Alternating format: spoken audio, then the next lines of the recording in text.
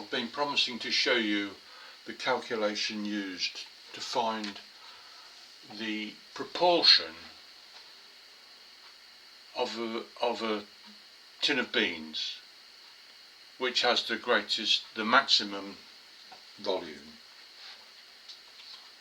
And before I came to that, I worked on a similar example where we find the area of a rectangle, which rectangle has the greatest area, and of course it's the square. And I used differentiation to find this. So the tin of beans.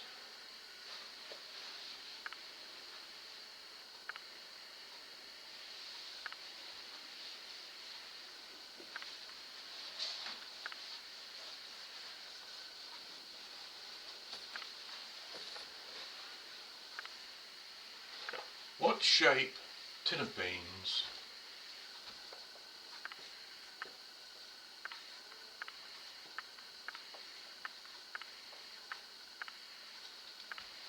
encloses the maximum volume?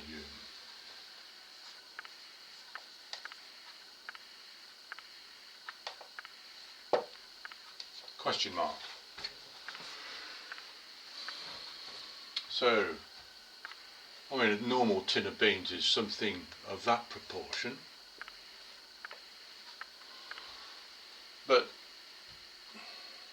there's where this is the radius and this is the height.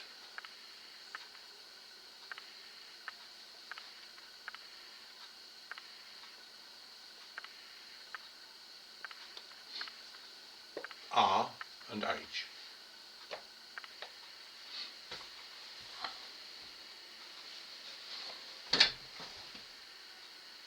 I know it's a bit of a rough drawing, but there. And this kind of shape, so what we want to know is the proportions, the ratios between R and H that gives the maximum volume for a particular fixed surface area. Yeah, I should have said that. So we're talking about a fixed surface area of this cylinder along with its ends.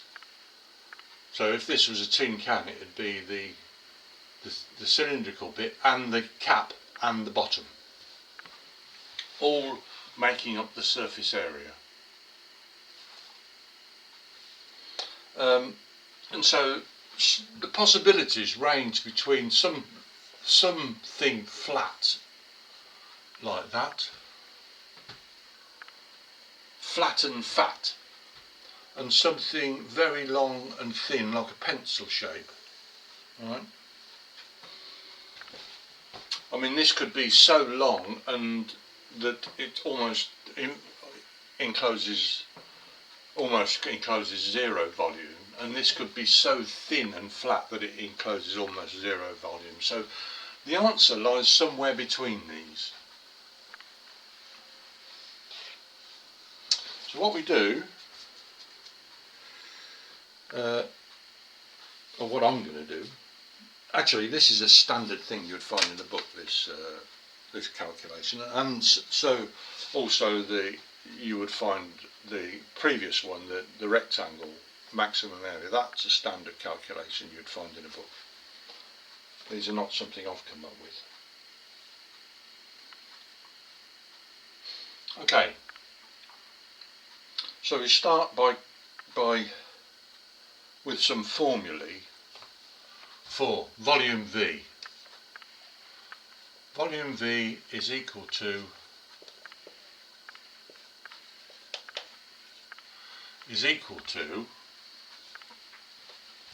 pi r squared, that's the area of the ends,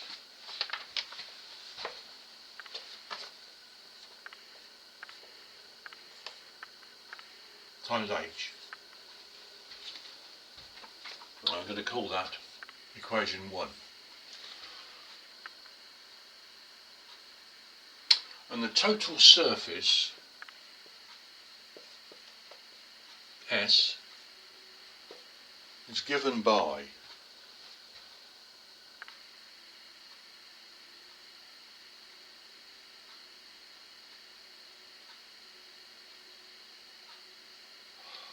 twice, so the area at the ends is pi r squared, so there's twice of two of those, 2 pi r squared, plus the surface of the wraparound bit, which is 2 pi r times h.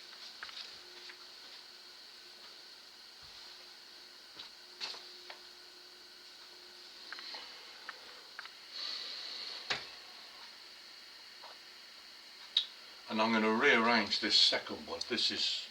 I'm going to rearrange this second one to find h, so that h becomes the subject of the formula, and then we're going to use that new formula to substitute into here.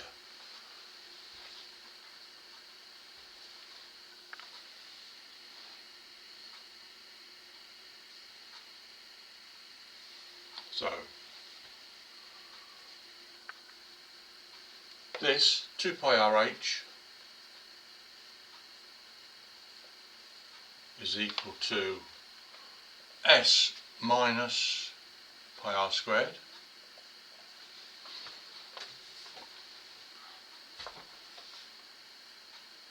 no, yeah, that's right, 2 pi r squared. Yeah, so this is equal to this minus this.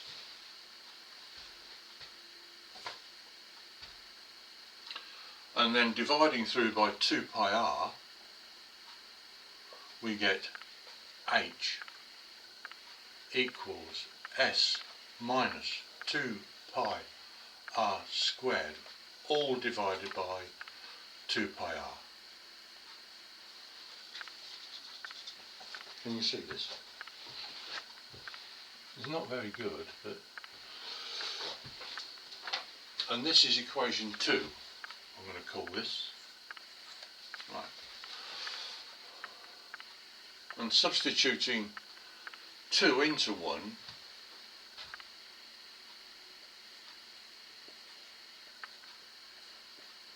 two into 1,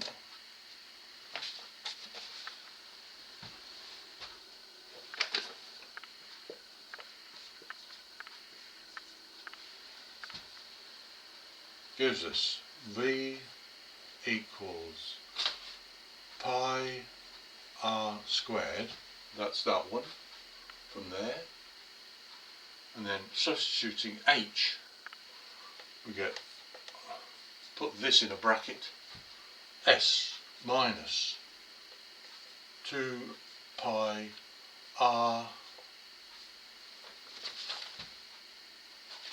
squared divided by 2 pi r.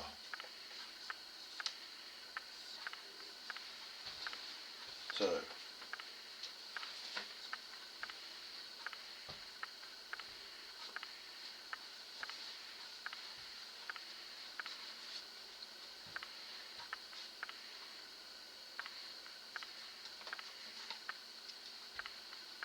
cancelling some of these,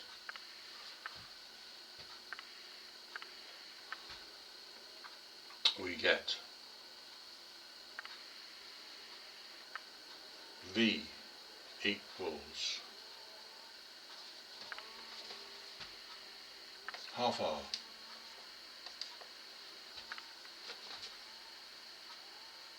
that's that 2 there, the pi's cancel and we get 1r left up here,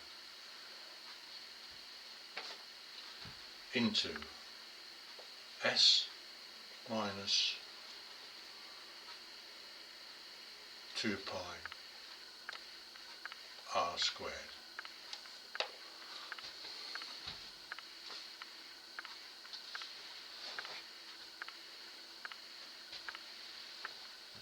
And so v equals S over 2r minus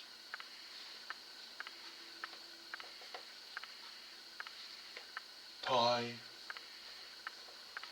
r cubed.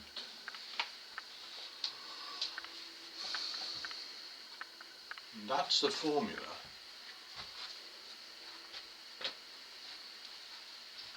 that's our halfway stage.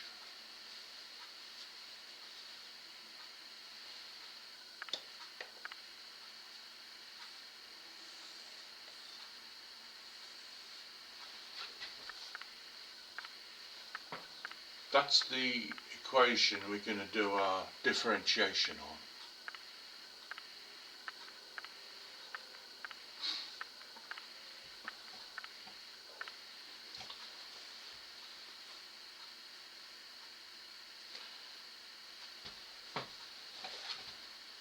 It's cubic.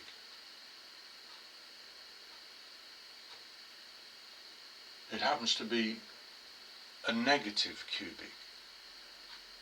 And that means, and also, if r is 0, v is 0. That means, we'll just do a bit of a drawing of it.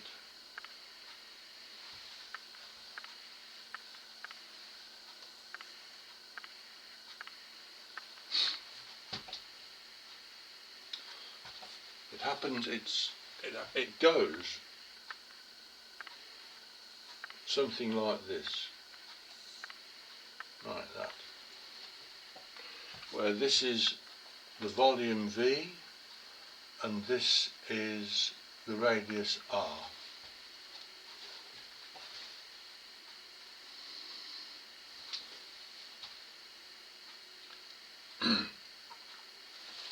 And I should again point out that S is a constant, it's fixed, and because of that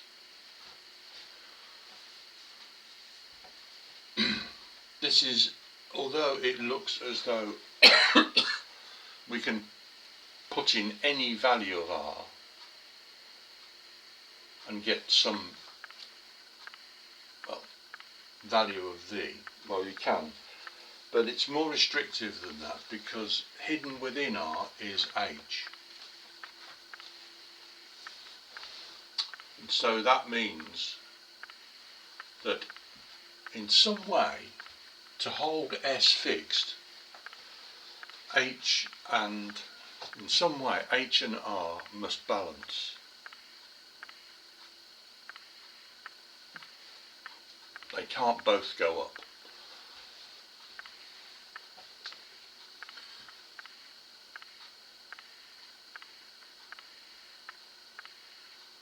And that's hidden within R. I'm not sure if that's the best way to think of it, but anyway, something like this. And what I've said in the past is we can't have a negative radius, so all these radiuses that way don't exist. So we're only left with this part, the positive side.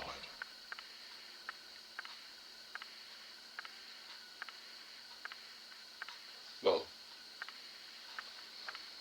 we could have a sort of inside out can if we make the radius go negative. The can could be the inside out and it would contain a negative volume. I think that's it. It would contain a negative volume with a minimum, but we can't make such a thing. But that's what the mathematics would be able to do in a pure way. An inside out can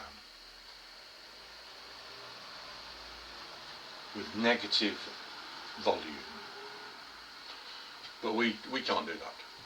So our maximum here is here, and that's what we're interested in, and we're going to use differentiation to find that maximum. That maximum has a zero gradient, and so the differentiate with the derivative, which is what we get when we differentiate, is 0. So let's differentiate this. d by dr of v is equal to s over 2, that doesn't change,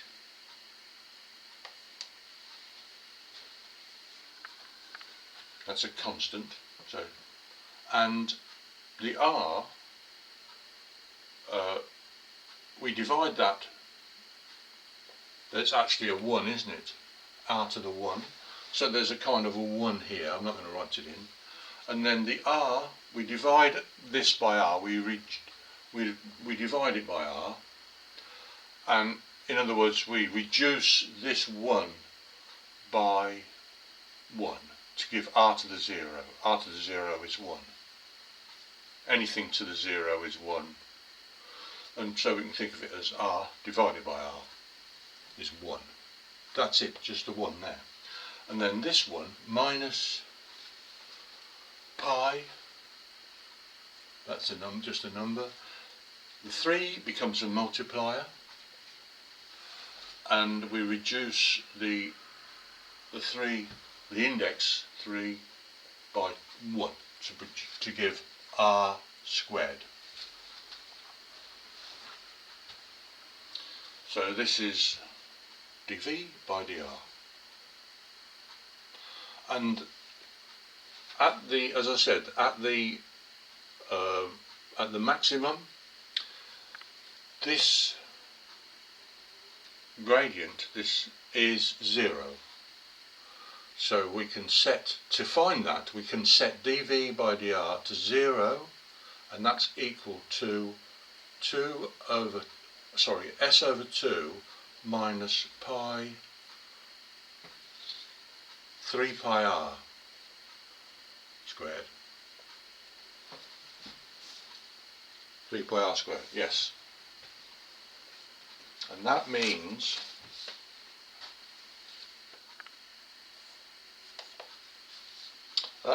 that s over 2 equals 3 pi r squared. Adding 3 pi r squared to both sides, that's what we get.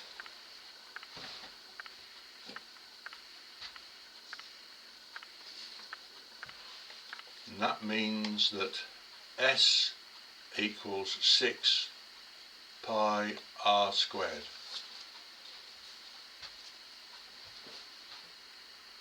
Remember that, yes, whereas this is r is all a variable,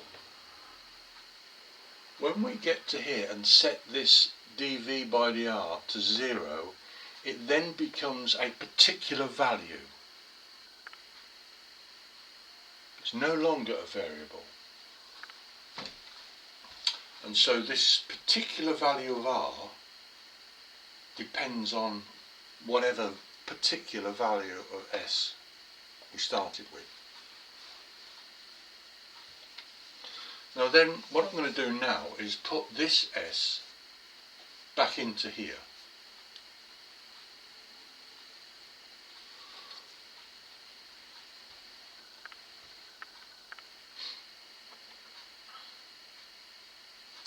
I'm going to treat this simultaneously with this. So,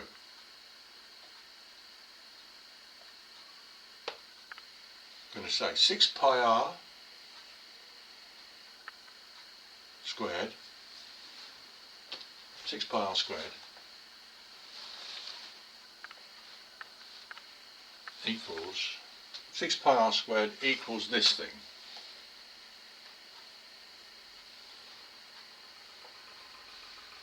Plus 2 pi r h. We can do some cancelling here. The pi's all go. It looks to me as if we end up with 3.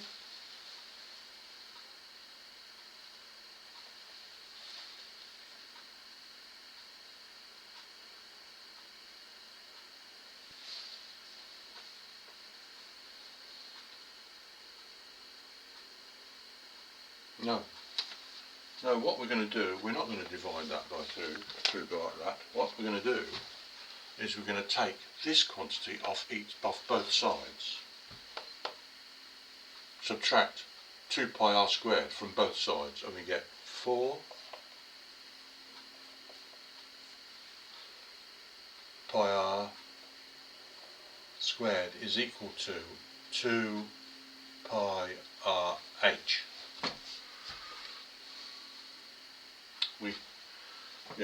So now we can divide quite a bit here, and I think we get 2. The pi's go, one of the r's go, equals h.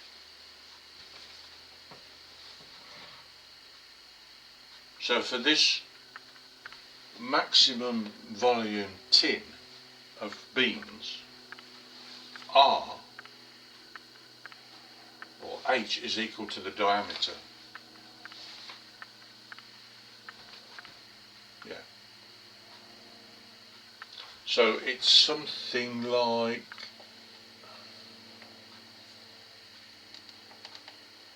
that.